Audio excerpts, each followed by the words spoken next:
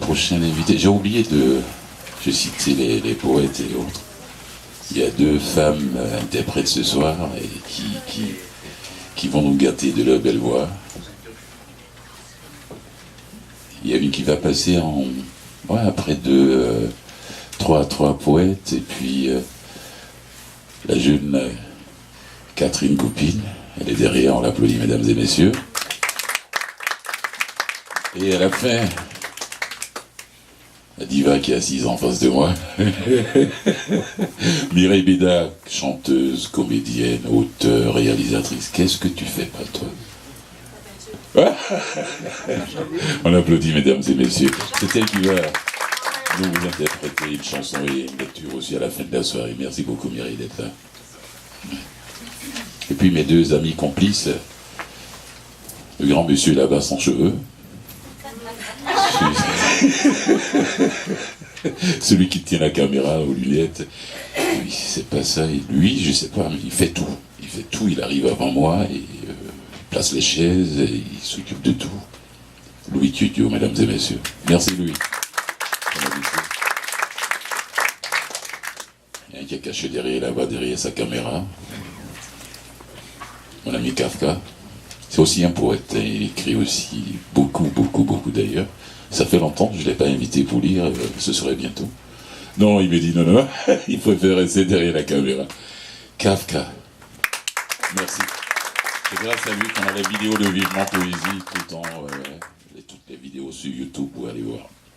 Prochain invité, Vincent Collard. Vincent, que j'ai connu il y a quelques mois, il est déjà à son deuxième passage à Vivement Poésie. C'est aussi un grand musicien, un grand pianiste. On aura la chance de... Je vais lui laisser jouer derrière au piano, nous faire au moins une interprétation. Vincent, tu es prêt? Non, pas aujourd'hui. Il est à la recherche d'un éditeur. Ouais, il veut publier rapidement, il a beaucoup écrit. Voilà, ouais, c'est ça. Alors, s'il y a des gens dans la salle qui aimeraient bien le rencontrer, parler avec lui pour savoir qu'est-ce qu'il a mis sur papier pour avoir son... Ouais. Mesdames et messieurs, on accueille chaleureusement Vincent Collard.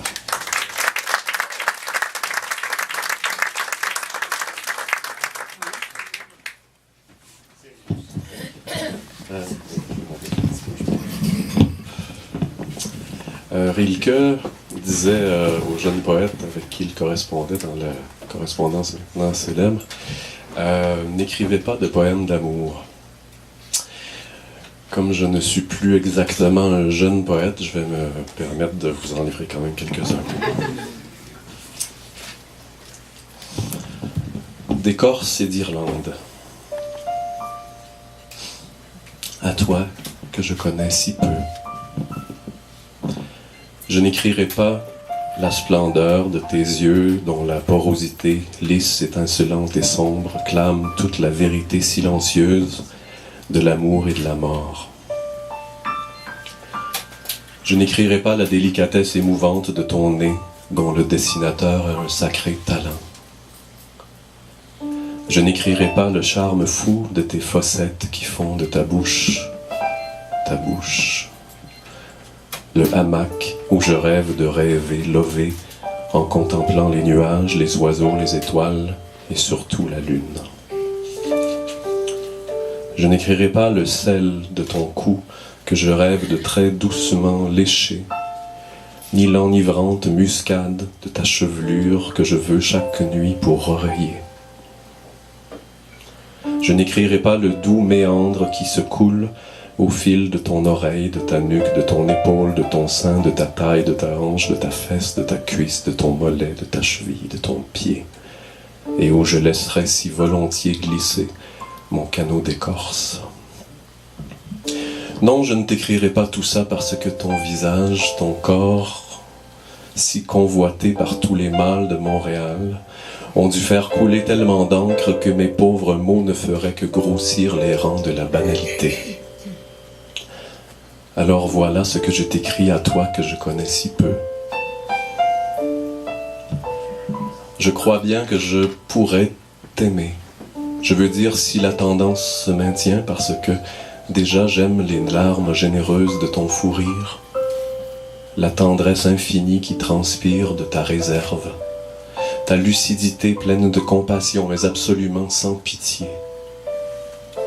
Parce que déjà j'aime l'incandescent esprit qui sert de braise au feu de ton irlandaise tignasse.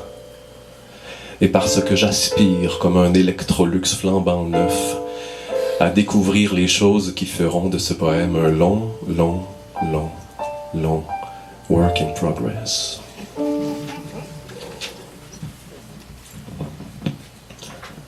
Elle était là. Elle était là en muscles, en os, en peau, en organes, en salive, en masse, en volume, en mouvement, en vie. Moi, ma vie, n'est qu'un immense nuage que je n'aurai jamais fini de pelleter. Pas étonnant qu'il ne m'ait pas reconnu. Ne reste plus de son passage qu'une ornière desséchée dans la boue de mon corps.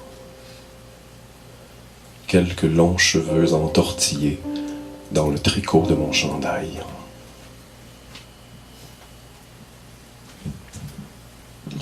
Alchimie. Dans l'écho long d'une dernière quinte ouverte, la lenteur spontanée de ton discret sourire trahit ta sensualité philosophale. Voici de mon désir le lumineux objet transmuté par ta voix. Tu m'as manqué, tu sais.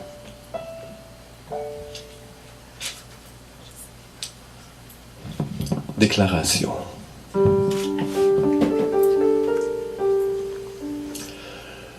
Longtemps je fus ce nomade du cœur, incapable de désirer la permanence, fuyant et louvoyant dans les parallèles de ses fantasmes, toujours à l'affût du prochain port de détache.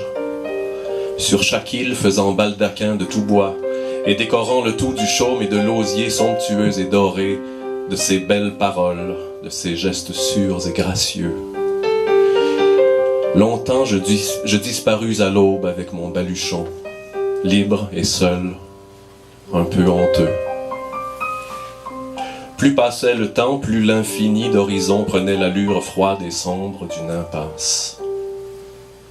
Souvent je te croisais, et nos regards savaient, chaque fois le vent brouilla nos cartes, chaque fois dans le flou nous nous perdîmes de vue.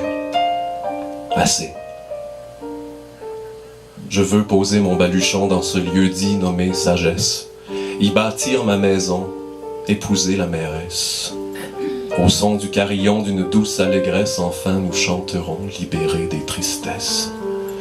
Que les cloches dignes daignent sonner le glas des dogmes dingues, que les oisillons viennent s'abriter sous nos corniches, que le potager déborde, que la grande table de bois fête, que la joie demeure, que nos invités s'en aillent repus, que notre chambre soit fraîche,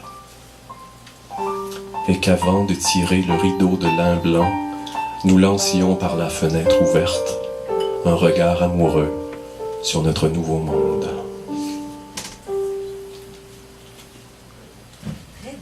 Merci. Non grata. J'aurais voulu qu'enfin nos temps se greffent, que l'amoureux terreau de nos deux libertés fasse germer, pousser, fleurir l'arbre fruitier de notre connivence.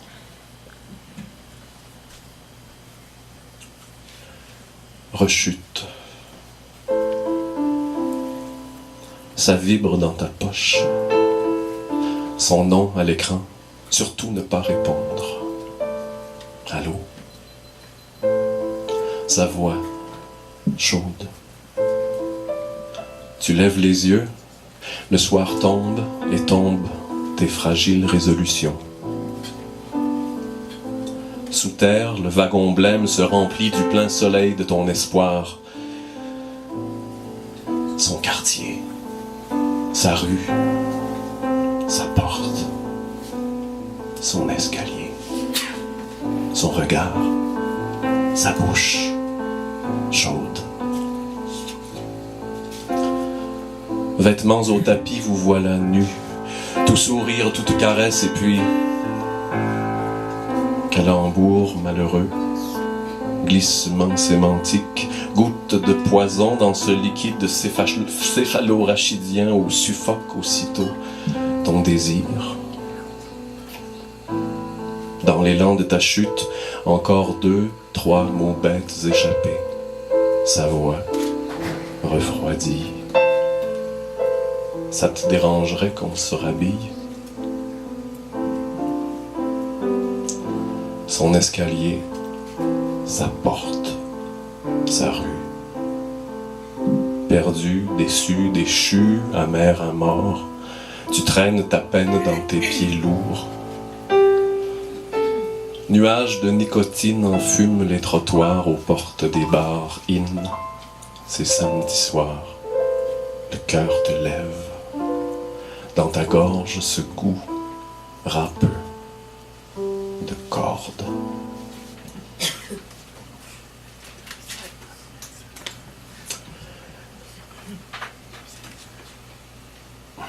Je sais pas encore comment il s'appelle celui-là. J'ai changé le titre plusieurs fois. Pour aujourd'hui, on va l'appeler Caresses et cicatrices. Presque.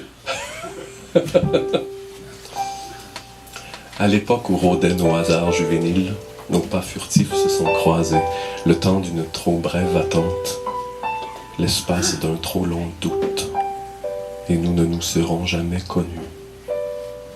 Aujourd'hui, dans ta réapparition, te voici, magané comme moi, aussi traumatisé que moi. Et j'imagine nos bouches, nos doigts ne sachant faire mieux que se croiser encore, avec au moins peut-être cette lenteur qu'ignoraient nos jeunesses. Et j'imagine nos hanches, nos mains, rendant quand même un peu plus douces nos 2 convalescences. Et un dernier, très court, berceuse.